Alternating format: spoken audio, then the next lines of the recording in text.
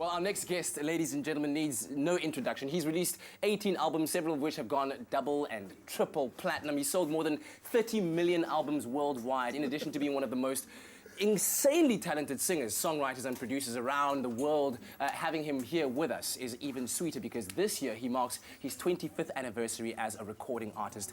Ladies and gentlemen, South Africa and the world, we present the R&B legend himself, Mr. Brian McKnight! I think that was the best introduction I've ever had. That was incredible. I've been waiting my whole life to do that. I'll put that in my outgoing message when people call me. That'd be great. That'd be awesome. So welcome back to South Africa. It's a pleasure. I hope you feel kind of home, certainly to a certain I do, aspect. because every time I come back, and I think this is the fourth time, the first time I came, I had no idea what to expect, and it was overwhelming. The second time, it was even more. The third time, and then this time, in Pretoria over the weekend, in Johannesburg, it's just, it hasn't stopped. Yeah. I wish I could play here every week. That'd be great. Listen, we've got an apartment right back, and we can just like get you hooked up there. But I mean, I'm sure you've connected with crowds all over the world, different nations, everyone who's grown up loving your music. Is there something special for you about performing in front of a South African crowd? You know, this crowd, they just get it. They get what I do. They really understand the music of the 90s, which to me, not just because it was my decade, it's the best decade there ever was. Absolutely. And because of social media now, they can tell you exactly how they feel before you show up. They can tell you how they feel, you know, when you're here and then when you leave. And because there really isn't a language barrier, sometimes when we play in Japan, we play in Korea, you know, it's not quite as translatable. But here, you know, with all the languages, they do understand and speak English, which is always a great thing. And then, you know, these are my people. These are my folks. We are your people. That's right. You are your people. And tell me about the latest album that you launched quite recently this year, Genesis. Genesis was many years in the making, even though I made a bunch of other records in the meantime. I wanted to sort of walk that fine line between today's music. I can't just go out and make a Bruno Mars type record. I can have elements of that, but I still have to write like Brian McKnight. And I think Genesis was finally me putting those two elements together and actually making it work. Wow. Yeah. And in terms of the concert that tonight is your second last concert. You're performing in Cape Town, and then Durban comes around on Thursday. Right. What can people expect from that show? I mean, there's so many songs. I mean, how do you even put together a set list for a show like that? It is a 25-year retrospective. I do play a couple of new songs, but I play pretty much every song. Even every night, someone says, "Man, you sang for an hour and a half. You were really awesome, but you didn't sing my favorite song." I'm like, I can't sing them all, but I try to sing as many of the songs that people want to hear every single night. What's Brian McKnight's favorite Brian McKnight song?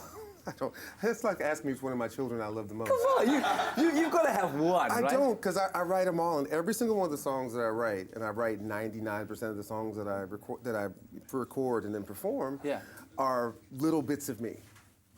Little bits of me at this moment. It's like Brian at 22, Brian at 25, Brian at 28, Brian at 42, Brian at 45, you know? So it's very difficult. But I have my favorites of the week. I'll listen to something and be like, oh yeah, I remember that. I remember what I was feeling right there. But I don't have like my go-to. But at the show, every night when I go into the intro of One Last Cry, and you can feel that electricity, and then we play those four or five hits back to back to back to back, and then we play back at one that's like, I wrote that. Yeah, I wrote that. Yeah, I wrote that. Yeah. You might not remember, but I wrote that one too. I wrote that too. It's just it's a wonderful feeling. Yeah.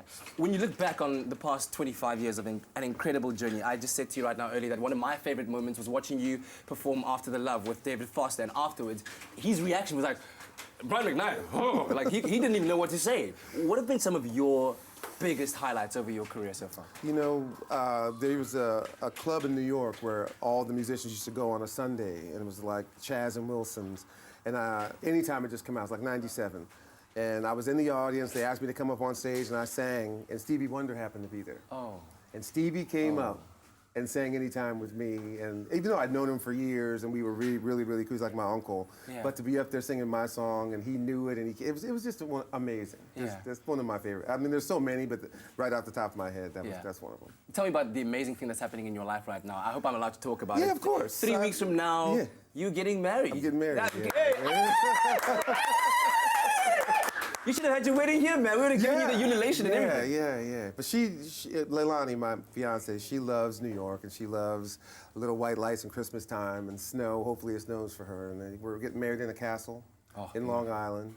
and with all of our closest friends and family. It's been, you know, we've basically been married for 3 years. We've been living together and living as a married couple, but now we make it official. Yeah. Can we hope to see you back here again soon? I know that there's 2 more shows and you'll be done, but like, just come back and hang out with us. Listen, this is the trip I look forward to more than any other trips that we go on. This is a highlight. I'm just sad it's going to be over too soon, honestly. Well, it's such a pleasure and an honor having you here. Thank you for sharing yourself and your time with us. And good luck for the show tonight and in Durban as well. Unfortunately, the show is sold out, so you'll have to rely on social media out there for somebody to update you on what's going on. And we do hope to see you back here soon again on our Field of Studio. Thank you. Brian McKnight, ladies and gentlemen. Brian McKnight. Woo! Exciting times at our Feel Good Breakfast Show.